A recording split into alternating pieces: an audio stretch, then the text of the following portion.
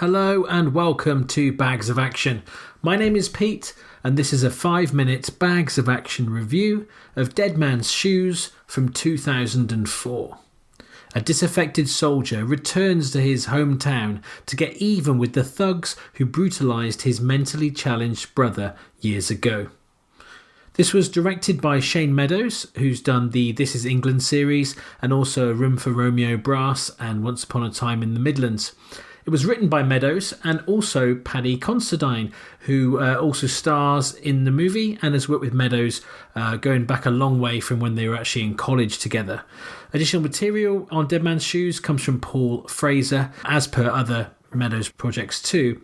As well as being an actor, Considine is also gone on to write and direct Tyrannosaur and also boxing movie Journeyman, but this is kind of where it all started after they'd done a short film together.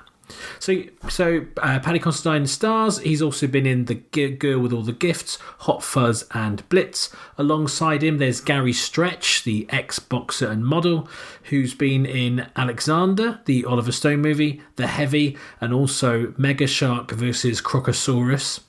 Toby Kebbell, this was his first movie role, and he's gone on to be in much bigger films like Bloodshot, again Alexander, and also the most recent Fantastic Four movie where he played Doctor Doom, and here he plays the younger brother.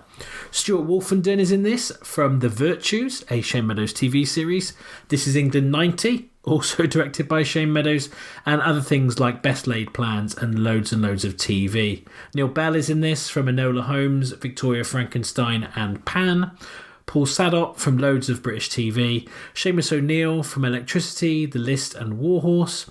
This was Jo Hartley's feature debut. She's also been in TV series Afterlife, was in the film Slaughterhouse Rules, and also Eddie the Eagle as the mother, and This Is England 90, again a Shane Meadows movie, or TV series, sorry. And Emily Aston was in this, also from This Is England 88 with Shane Meadows, and also the Danny Boyle movie Millions. So much of Shane Meadows' work is semi-autobiographical, and he tends to draw on his experience and his life growing up in Uttoxeter, which is in the West Midlands. Now, his work has been compared to kitchen sink realists like Mike Leigh or Alan Clark, as well as the early work of Martin Scorsese, things like Mean Streets. So on the surface, this isn't a Bags of Action movie. It certainly isn't a film going for spectacle. It certainly isn't over the top. It certainly isn't a blockbuster film. This is a much smaller, more personal film, but something a little bit different for us to look at. The film is based in the underbelly of society and the actions of some really grim drug dealers in the town of Matlock in the Peak District where the film was filmed. The film relies heavily on flashbacks so that we get to understand the level of abuse that Anthony suffers, all of which I have to say is a very hard watch. Now, this isn't a simple movie. It's not just about Richard, the soldier, coming back and home and getting revenge for his brother. It's far more nuanced than that. At times there's dark humour which you feel guilty for laughing at as you're drawn into the unsavoury world the drug dealers inhabit. It explores male friendships, families, small town boredom, and has some strange surreal moments with like a 2CV car and some clown makeup. This is not a film for the faint-hearted, I will say that. It's grim, it's disturbing, it's upsetting, but underneath this layer of grime there is a heart that beats throughout this movie, and that's what kept me watching. Much of the film was improvised, which you can tell, especially the more ludicrous, darkly comic moments.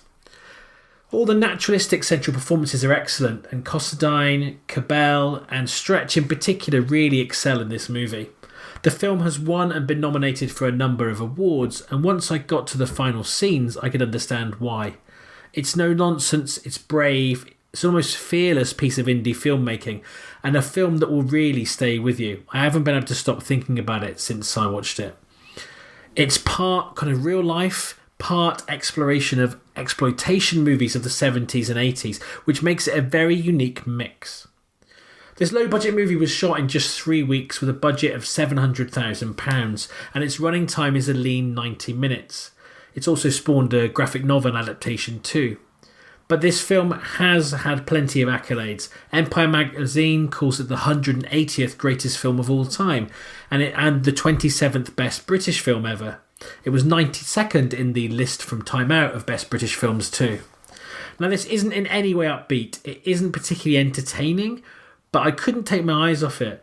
I remember waiting years before I saw The Road or Children of Men, as I've been told how bleak they were, and this is similar. It's taken me 17 years to get to this movie. However, this film, unlike Children of Men and The Road, it isn't about the wider ills of society and the direction that mankind is going. This is much smaller and a much more personal story. And I haven't been so surprised by how emotional the film left me when I didn't expect it since, I think, Train to Busan. I was finished this film with a lump in my throat. As I say, it's uncomfortable, it's a hard watch. Not everyone will get all the way through it, but there's something very special about this film. It is the nuance, is the heart that's underneath. So with all that considered, I'm going to give British indie movie Dead Man's Shoes 4 bags of action out of 5. As I say, something a little bit different from what we usually cover, more of a drama. Have you seen Dead Man's Shoes? Do you agree with my assessment of it? Or maybe you just found it too uncomfortable? Feel free to comment below or get in touch with us. You can do that on email, Facebook, or on Twitter. We have new episodes coming out weekly, including our full-length podcast. Don't forget to give us a like and to subscribe to our channel and hit that bell so you never miss a notification. Bags of Action will always be free, but if you'd like to buy us a coffee, you can do that at our Ko-fi page.